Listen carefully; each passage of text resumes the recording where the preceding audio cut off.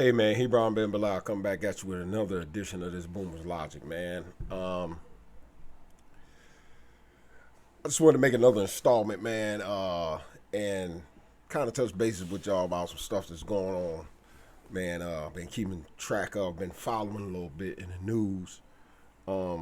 It's gonna be two different topics: some young black men in Atlanta, and as well as young women in San Francisco, and something that's kind of sweeping the country as far as young black women goes. Something new that they got going on, and not just black women, but the majority of who I'm seeing doing it is young black women. And then once again, as I always do, I want to tie it back to the biblical. I guess the biblical from the biblical perspective of how, or how we would deal with these issues in accordance to Torah as Hebrews. But before I get into that, man, as I always say, man, Hebron Ben Bilal, Boomer's Logic. If you haven't already, man, go to the page, to the channel, subscribe, hit the bell for notification, because I'm definitely going to continue to upload more and more and more content here on a regular basis as I've been doing. First one I want to get into, and the reason that I wanted to actually do this one is because I was listening to, I can't remember exactly who it was, and they were talking about, they said Paul was a misogynist. I can't remember who it was. Doesn't really matter. But I've heard it 1,000 times that he hated women. And this is the reason that he came up with these particular commandments in Torah as far as, commandments in the New Testament from Corinthians to Ephesians to Timothy, all these particular ones in regard to women being subjected to men, women not being able to speak in the congregations, that women must be good wives to their husbands, good homemakers, that he hated women. I would beg to differ. If you just look at you guys' social climate, once women were able to gain this quote unquote liberation, black women, I'm not talking about white women, look at what they have gone and done with it. And this is why it's important to understand scripturally, and I hate to use scripturally, or why Hebrews govern their communities the way that they do. Because we adhere it, we listen to what Paul said in regard to basically, for the lack of a better term, to put it in a way that you all can understand it, keep a foot on their neck. And I'm going to give you a demonstration of why this is important, not just because of the moral decay as far as the woman goes, how they're spiraling out of control, how they're pushing the homosexual agenda, how they're, dressing the way they dress. It's just, free for all sexually. Immorality is pushed at every point. But also this, I found this very interesting, and I seen it, I think, last week. But I said, you know what, I'm gonna hold on until I get some time to really get into it and do it. So let's take a look at what I'm talking about. And this is up in San Francisco, and this is one of those situations that's taking place up in San Francisco. As you can see from the title, it says brazen shoplifting video in San Francisco becomes issue in California recall. Just watch, and then I'll give you my 2 cents. San Francisco drugstore caught on video. It comes after the governor and local officials pledged to crack down on crime that has forced so many stores to close down. Our crime reporter Henry Lee joins us now live. He's at SFPD headquarters with the latest. Henry. Yeah, it's been happening over and over, Julie. Thieves thinking they can steal things with impunity, thinking they will never get caught. That's an issue that brought a candidate for governor to San Francisco today. It's happened again. 4 women run off after stealing from the CVS pharmacy at Van Ness and Jackson in San Francisco, this time just before 6 Monday night. It's the latest grab-and-go crime in San Francisco that's forced many drugstores in the city to close. The man who took this video tells me he feels sorry for the workers who have lost their jobs or have had their hours reduced because of what he called out-of-control shoplifting. Organized retail theft has become such a hot-button issue that it's now a point of focus in the upcoming gubernatorial recall election. Former San Diego Mayor Kevin Faulconer spoke outside the shuttered Walgreens at Larkin and Bush in San Francisco, blasting the governor. A governor who has supported the lessening of laws when it comes to stealing items under $950, lowering those consequences. At a news conference last week, Newsom said he signed a new law that maintains task forces across the state that crack down on retail theft. San Francisco Police Chief Bill Scott supports the legislation. When they see these things go viral, the perception of lawlessness, the perception that anything goes, really, that has to be overcome too. Now, three of the top cities for organized retail theft in the United States are in California. LA is number 1, San Francisco's number 5, and Sacramento is number 10. Reporting live at SFPD headquarters, Henry Lee, KTVU, Fox 2 News. All right. So the first thing is, excuse my dog. She's always going to be down here with me, man, when I'm shooting these videos, and when she hears certain things, car honking and all that type of stuff, she's going to, I don't like to edit out stuff because I like, I want to make sure that you understand that this is real time and this is real life. Everything just doesn't flow as scripted. But the reason that I put that on there, man, is because if you look in most of these instances, you're going to see that it's women, that it's black women who are committing these particular crimes. And what's so outrageous about it is that these businesses are going out of, these businesses are having to close down because of the out of control lawlessness, looting that's being done in their communities. It was actually one that was, I think it was in Oakland, I believe, up there in California, where they were asking the actual, I think it was Rite Aid, one of them, Walgreens, and they were asking the owner of the store to remain open, and asking them, hey, listen, man, can you remain open and this because there's elderly people in the community that need assistance and da-da-da. Okay, yeah, well, you kind of probably should have thought about that before, y'all got on this bandwagon of, mass incarceration and this and this and this. And the reason I always take it back to Torah and the Hebrew communities, because you would never, this is the one thing, this is the one thing I can guarantee. I don't care how much you got Hebrews on the corner, and you might not like that these brothers is out there hooping and hollering and shouting and using profanity, whatever the case may be. Those things are harmless in the overall scheme of things when you look at what's going on today in black society. See, in Hebrew Israelite communities, you would never, ever, ever, listen, this is the one thing I can guarantee you. I can guarantee you anything. I will go back to prison right now and do another 25 years. If you can take me to any Hebrew Israelite community where you see this type of lawlessness, out of control behavior being done by the women or by the young men, show me.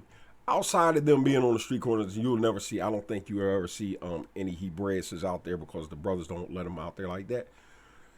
Hooping and hollering, shouting on the corners, using profanity, you know what I'm saying, cussing out some folks. If that is what y'all deem as hate and they shouldn't be able to do this and do that, look at y'all communities. I mean, seriously, look at y'all communities. This is y'all communities. It's so bad, they told you, it's so bad that stores are having to close. Did you see that? Stores are literally having to close in these communities because you got these black people running into these stores and stealing everything. It's becoming so bad that they're having to literally close down stores. Now, back to why Paul said he said, and a lot of y'all gonna say, oh, that's misogynistic, and he telling them not to speak and to be silent in the communities, and that they should ask their husband and they had to stay at home and raise. Yeah, because if you don't have a man over top of you, if you do not have a man over top of you, in the instance of females, this is what you get. You get out of control black women ripping and running, tearing up, doing whatever their little hearts can muster. Whatever their little hearts, once again, whatever their hearts, and I keep telling you the same thing, anything that their mind can cultivate and come up with and think about, they will do it. Black and white, listen, male and female, they'll do the same thing. This is so out of control, and this was so. Listen, when I showed my wife this is not the first time I've seen this. They've shown this about 4 or 5 times on different broadcasts down there in California, where they're going into the high end boutiques and stealing purses, and one of the places up there, Gucci or Fendi or Louis, one of them places they had to shut down, actually shut down because of this particular type of stuff, because they just keep running out. I think they ran in there 3 times, and finally the high-end boutique said, you know, we've had enough. We got to shut down because they're killing us. And this is going on so much and so continuously. This is what's funny. Can I wonder if black folks can see why you march, petition, and ask for equal rights, equal opportunities, same things. Why people don't take you seriously? Because they can look on the I don't care how you say, oh, well, they're just spending it and putting us up there. Well, who else is doing it? Surely you probably got some episodes where whites is doing it as well. But we're the majority who is doing this, man. We're in the majority who is doing this. And without that foot being put on the necks of Hebrews, man, this is how you act.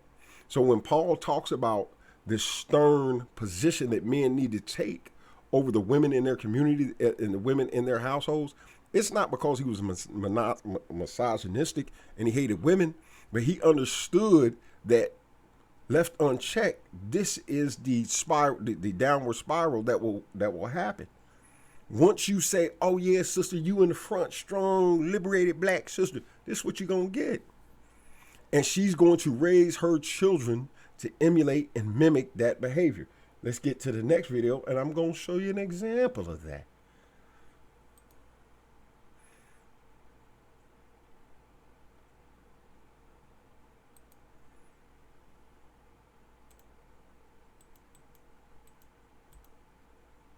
Hold on, little technical difficulties. All right, let's get to it, shall we? It's reportedly stemming from a dispute between the so-called bottle boys over who can sell bottled water at which intersection. Calls are now growing for Atlanta city leaders to clear the young boys and teens from the streets in order to stop the violence. Fox 5's Morse Diggs has been covering these recent incidents with the bottle boys and joins us from Northeast Atlanta tonight. Morse, you have some new video showing the violence. We're going to show the viewers that video. You know, if you're local and you're not familiar with this activity, or if you happen to be from out of town and passing through, the activity at some of these intersections will certainly put you on the defense. And that's the best I can say about it.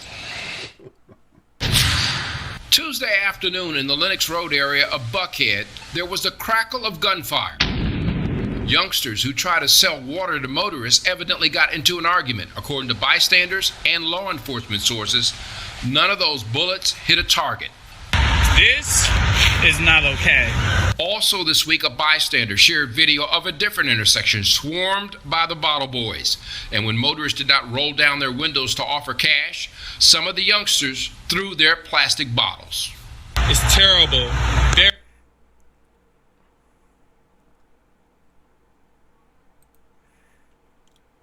So I want to pause that right there for a second.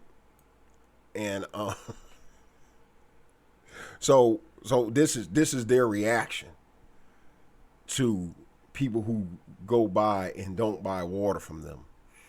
Their logic is to throw water at the people who don't buy water from them. So ultimately affecting their hustle and going to kill their hustle. And for the ones who are out there legitimately doing it and doing it in a peaceful manner and actually ultimately trying to raise money for real, they're going to be grouped in with these individuals because they don't have the option or the time to go through and try to weed out the bad ones. They just got to shut it down, period.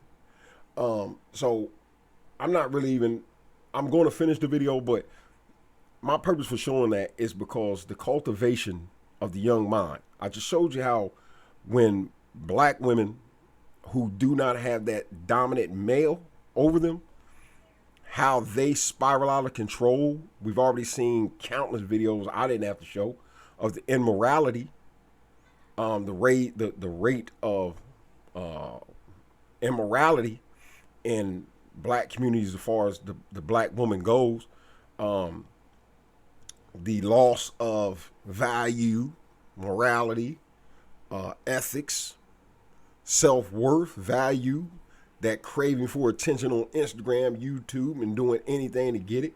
It's at an all-time high. And when you see a young, malleable male who sits around and watches his mother all day because that's all he has as a role model, sits and watches her reaction to things that are always emotionally driven, and this is how she deals with every issue. And I got a video upcoming to show you that.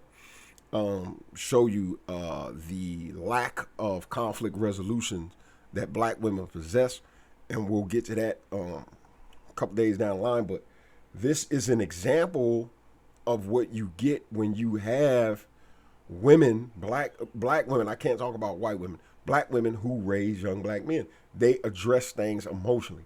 I don't even see the logic in this because once again, you kill your hustle. Okay, I'm gonna give you an example of where these young men are at and how this would have never happened. In the boomer generation, since, you know, millennials are always right about everything. See, this would have never happened because we would have been out there hustling. We would have been out there making money. So if I was a part of that demographic, let's just say these kids are between 12 and 17. And they would have started doing this, the old heads would have came to the block and automatically told, hey, don't throw another bottle. You throw another bottle, we're going to come down here, we're going to clear this block up, period. Because now we're affecting the old heads in regard to whatever they have going on. See, the women would have never been able to interject anything in this particular instance. But see, they're going to make that somehow that their children are going to be correct or right in regard to this. Now, somebody, they'd have threw a bottle and hit one of them cars and somebody pulled over and started popping. They would have been on the news talking about how good their son was, irregardless to this film, this footage. They would have still been, oh, my child, he was just out there selling water. I don't know what provoked. But once again, it's this enabling that women do with the young male that can't be overlooked. And this is why they do these particular things. If you haven't watched, I got a video called Classroom Chaos. Go on there and watch it, and I talk about that very same thing, and I'm going to make another video along those same lines. But this is what I'm talking about in regard to the mindset of a young man who's brought up or reared up underneath a woman. When he's reared up underneath a woman, he is irrational. There's no rational thought in regard to this because somebody's not buying your water. This is how you react. So it doesn't just stop at the man having dominance in a superior position over a woman and being able to tell her, hey, sit down, keep your mouth shut, stay in your lane. Because if that control is not exhibited and that respect is not given from her, it matriculates down to the kid, and this is what you have. Once again, I will challenge you, any of you who's in the sound of my voice, go to any Hebrew community near you. I don't care if you agree with their doctrine or not. I don't care if you agree with their clothing, attire, any of that. Go to any Hebrew community near you and see if they see if you see a young man conduct himself like that. If you do, outside of, once again, being on the street corner, they're not causing any harm. They might be calling some names, cussing some people out, but you will not see them putting their hands on people. Simple as that. If you try to make that equal to that, you might as well don't even come with that argument. There's no equaling. There's no rivaling this. There's no rivaling what you just seen those black women doing. There's no rivaling young Hebrews and Hebrew Israelite communities to this. You'll never see a young Israelite between ages of 12 to 17 doing this. You're not even going to see a grown Hebrew doing this. You know what I'm saying? Because there's checks and balances. Because if they do, guess what? They better not go back to that community, whichever community they're a part of. They do that, that youngster might as well don't even go back to that community, because them elders going to be there. First, they might just smash him up. They might just smash him up off top, and then exile him and say, don't come back around here, man. We don't tolerate, we don't condone that, we don't rock that way. So Deuteronomy, I told you about Deuteronomy before, Deuteronomy 21 in regard to the death penalty regarding children and the implementation of it. The dude that was on the video, if you listen to him, he talked about the social media influence with the women. And he talked about how when this goes viral and people see this, they act out on it, meaning, hell, they got away with it, we gonna go do it too. This is the reality of the message that's being sent. If there is not penalties and punishment and checks and balances behind people's behavior, this is what you're going to get. And this is why Torah tells us as Hebrews, and if we had our own territory and our own space and we were able to exhibit and live out the commandments to the fullest, yeah, there's penalties to this. There's penalties to those women who were running up out of there with them clothes and all that stuff. There's penalties to that. You just ain't about to do that, and that goes on. Oh, no, they're coming for you. But you wouldn't have done it in the beginning anyway, because of the things that occur in Hebrew culture and Hebrew communities that keep you from doing that. It's the fear factor, because all the time when Yahweh talks about the execution of punishment, he always talks about so they may hear. They don't even got to see it. They don't even got to see it. They don't got to go viral. So that they may hear and fear. Let me tell you something. I'm gonna tell you something. Let me give you an example. Like with the cartel, you niggas know not to go steal from the cartel. You niggas know not to go bother the cartel like that. I don't care what kind of level of drug dealing you know not to go over there bothering them people, because they have set examples. Even though you didn't see it, you've heard about it. Cutting off heads, hanging people from bridges, all this stuff that they do, taking on the military, taking on the police force, killing police. You've heard about this. So you fear them without even having interaction with them. You fear and respect them. This is the same thing that Torah talks about. Send that fear factor. Make sure that they understand if they lose sight of their position, that they're going to get dealt with. And this is why you have in black communities everything running haywire. Because once again, you can't take a black child and stick him underneath a Eurocentric system. You can't, because this is what you're going to get. Because when you raise a black child, these are black children. Once you raise them the same way that you raise a white child, this is what you get. This is exactly what you get, man. This is what you get. This is what you get. When y'all talk about you can't discipline your kids, you can't spank them, you can't do it. See, that was in European homes in the 70s and in the 80s and all that stuff. And we, as young black children, used to be raised up looking at white kids, because I was raised in the suburbs until I was 15, and then I got in the streets. Went to Columbus, Ohio, from Sunbury, Ohio, and got in the streets with my partners. And I used to see how white kids used to do things in their homes, and I used to be like, man, is these jokers serious? And their parents would let them do it. But I already knew I can't even try my mama like that. I can't take that on my grandmother. I can't even do that. I can't even, you know what I'm saying? I'm gonna tell you something. I was so scared of my mom because not just because I knew she would do something to me, because the men that backed her, my uncle, hold on, not my uncle, my uncles wasn't playing the radio with me.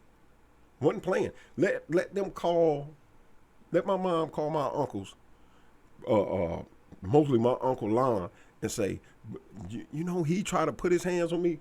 Man, I don't care what, because my Uncle Lon knew the streets, even though he was a square dude, he knew the streets really well. And he would find me wherever I was, and I was dead. It wasn't even nothing to talk about. He was going to put me underneath. First he gonna kill me, put me in the trunk of his car, and then bury the car. He was gonna kill me. Then I couldn't do it because my brother Tony. Man, if my mom would have called my brother Tony, wherever he was at and said, "Do you know what he did?" Man, my brother Tony would been on the first thing smoking. Then you have my grandfather Austin. I couldn't even get. Listen, and it was gonna go, and it was gonna be retro.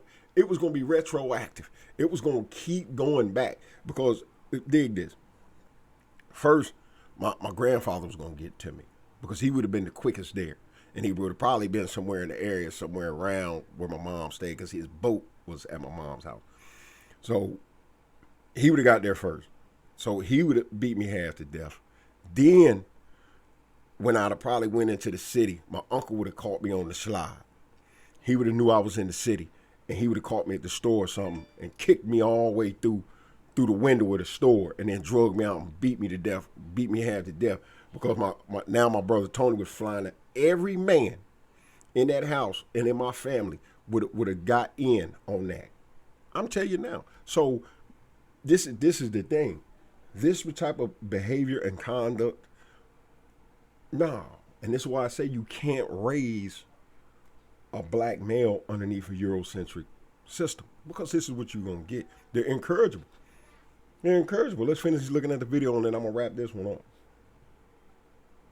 Very bad. I worry for family members that drive up there, my wife, some other friends. They're terrified to go through those intersections.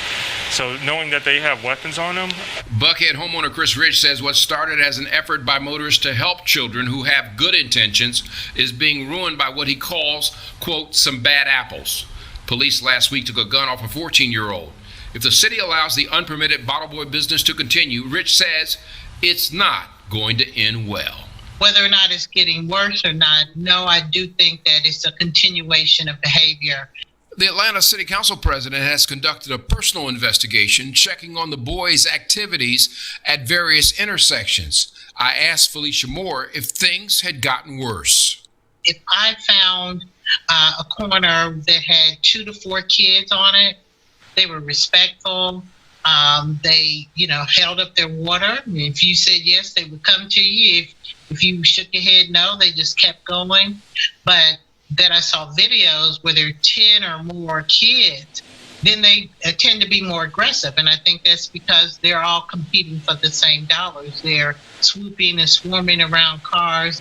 The safety of the public as well as the kids are at stake. Now, the council president wrote to the mayor, Mayor Bottoms, asking that this activity be shut down and for a plan to perhaps get these boys into some activity where they can earn some money but not be in these intersections. The mayor has established a task force to look at these very issues. We're going to have more on that coming up at 6.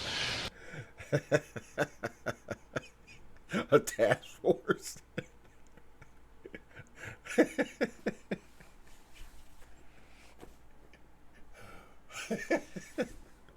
That's just something to occupy their time until she get out of office, because she's tired of it. It's so bad down there. She said, I'm done after this.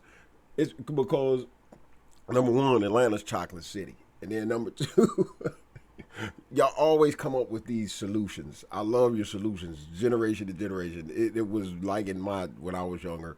It was always needed more funds in the black community, needed more services. Once again, hands out to the government. Now, I will say that when I was younger, when I was about 10, 12, I was about a little younger. I'd say about between 6 to 9. We had a couple different community centers that we used to frequent and we used to go to. And they were actually very good. They had all the parents in the neighborhood would drop their children off, or their children were made to go to the community center, and the community center took stock of your kids. You know what I'm saying? They fed them breakfast, they fed them lunch, and they would be forced. The children would be forced once they came into their care to be checked in. You know what I'm saying? And the doors would be locked. Of course, permission slips would have to be granted and all that type of stuff, and the doors would be locked on the facilities so nobody could get in and your children couldn't get out. So they were there from I think from 8 o'clock in the morning until 2, I believe, and it was filled with different things that they were going to do for the day, from from arts and crafts to sports and all that type of stuff. But anyway, I digress. That was one of the programs that we had when we were growing up. But it's so far out of control that that would never work, because you got these youngsters who run around, they got guns, and they're not paying attention to any of that. You know what I'm saying? And all these programs that y'all talking about, coming up with all these things that are needed in the black community, blah, blah, blah, blah, blah, blah, blah. I've heard it for years. Blah, blah, blah, blah, blah. That's all. When I hear all that stuff, all I hear is blah, blah, blah, blah. That's what I hear. All you need to do for real, get back in that book. That book won't tell you how to raise them. You know what I'm saying? Those principles in there will keep them from spiraling into this place. You want to figure out how to get black women back in line? There you go, in that book. You know what I'm saying? But the thing is, this is the one thing that I learned about black communities. Y'all try to make profit from y'all try to make profit from pain. From the plight of the people is where you try to gain profit from. And as long as you have these issues going on, you can always open these not-for-profit organizations. You can go and lobby for money, and you can do this and you can do that. And this is the new hustle for real, honestly. This is what y'all do. We could take it from Black Lives Matter, Jesse Jackson, Al Sharpton. We can go down and continue to go down. We always find a way to make a profit off of the plight of black people, and that's for blacks and whites. So it behooves majority of you to make sure none of these things, it's like going to the doctor. The doctor is never going to give you the actual cure for what ails you, because it benefits him to have you keep coming back. If he actually told you how to cure heartburn, or he actually told you how to cure gout, or he actually told you how to cure diabetes, you would have no need to come back. So all he does is put a Band-Aid over it and make sure that you keep coming back. And this is what a lot of us blacks do. From the preachers to the politicians to just the neighborhood people in general, this is what they do. They don't give you the solution. And I'm giving you a solution today, like I have in the past.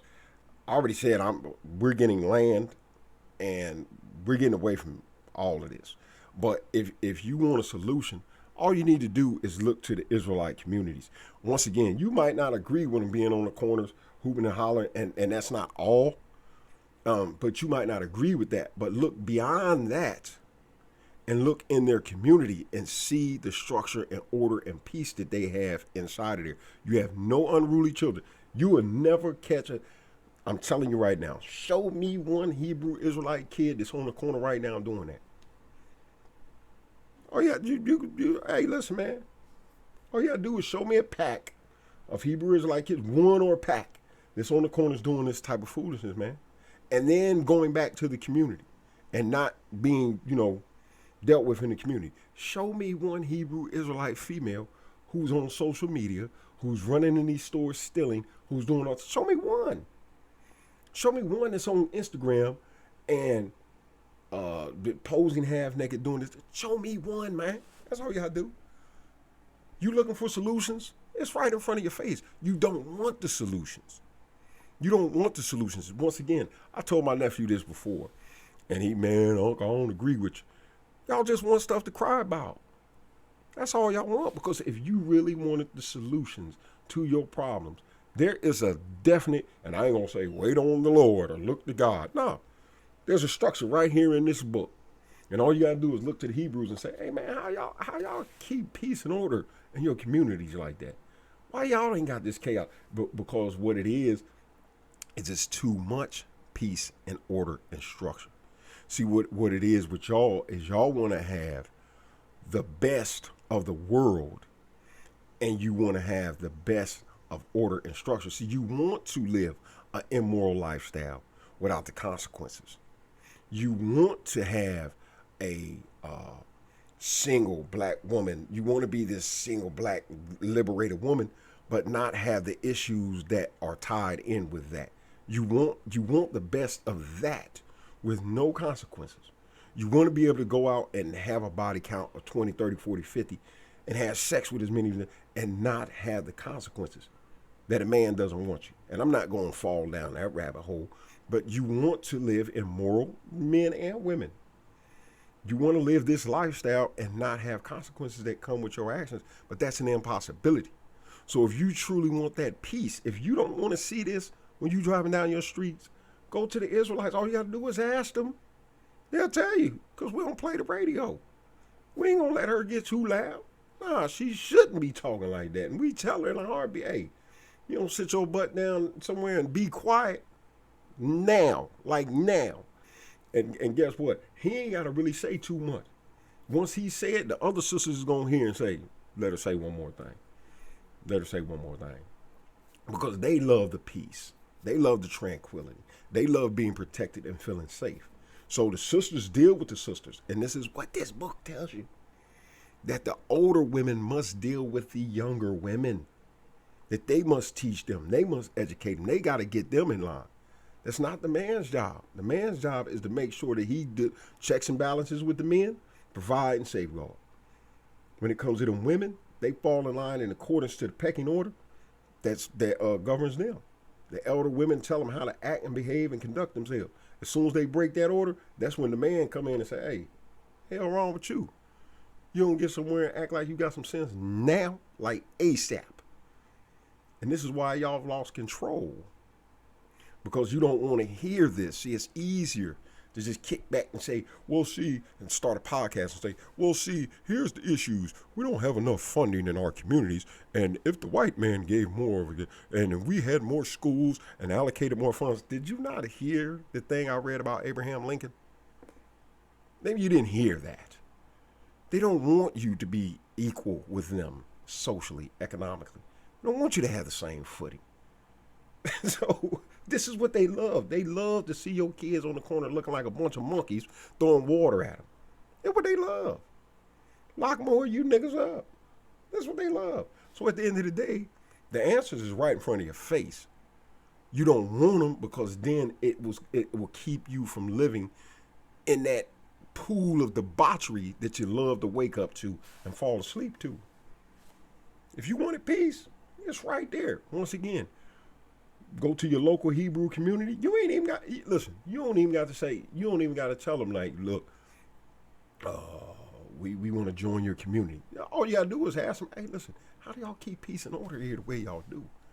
Why don't we never hear no shootings and stuff and going on, no robbings in y'all areas? They'll tell you. Because we don't play the radio. Those people in our communities, we don't play that.